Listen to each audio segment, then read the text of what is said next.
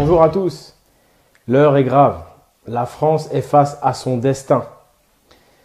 Comme souvent dans pareil cas, je crois qu'il faut faire abstraction de l'émotion et prendre beaucoup de recul et faire preuve de sagesse.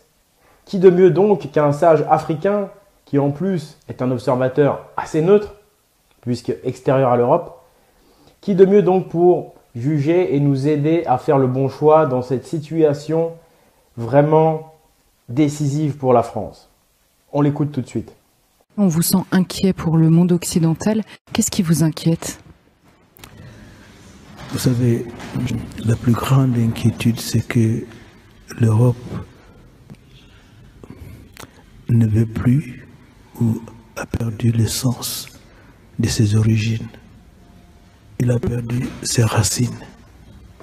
Or, un arbre qui n'a pas de racines, il meurt. Et j'ai peur que l'Occident meure. Il y a beaucoup de signes. Voyez-vous, beaucoup de signes. Pas plus de natalité. Et vous êtes envahi quand même par d'autres cultures, d'autres peuples qui vont progressivement vous dominer en nombre et changer totalement votre culture, vos convictions, vos valeurs. Je suis d'accord avec cet homme, avec ce sage. En effet, on assiste vraiment à un changement de culture, un changement de civilisation, et ça va même jusqu'à un changement de génétique, un changement de population. Au bout d'un moment donné, il faut dire stop. Faire le choix de bon sens, le choix du sage, comme nous l'a dit cet Africain. Nous devons préserver notre civilisation. Si autant de gens viennent ici, c'est parce qu'ils aiment à la base notre civilisation. Donc nous devons la protéger. Barrage au mondialisme. Pour faire barrage à la finance, il faut faire barrage à Macron.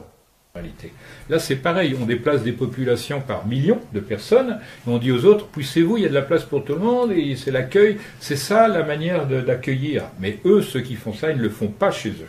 Donc il s'agit de le comprendre et de voir qui accueille et qui n'accueille pas. Hein? Et puis tout de même, au bout d'un moment donné, il faut arrêter de se détester.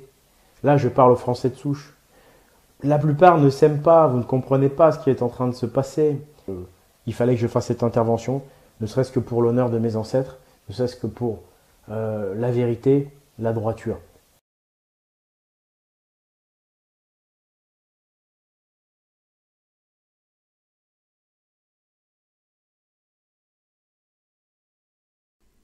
Donc voilà, il faut quand même savoir se réinvestir, savoir réinvestir d'abord sa propre hiérarchie en tant qu'être humain, se réétager. Le corps doit obéir à l'âme qui doit obéir à l'esprit. Connaître son ethnie, c'est quand même pas si négligeable que ça.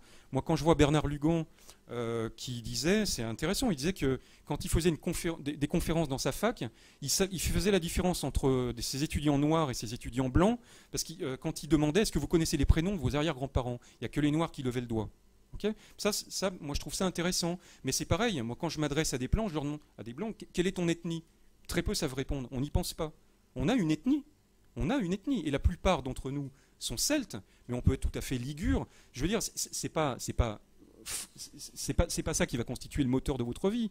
Hein, il ne faut pas être évidemment racialiste obsédé, parce que les valeurs spirituelles sont supérieures aux valeurs raciales. Ça, c'est évident. Mais il faut quand même savoir qui on est, d'où on vient et de quoi on parle. C'est quand même très important, ça. Voilà.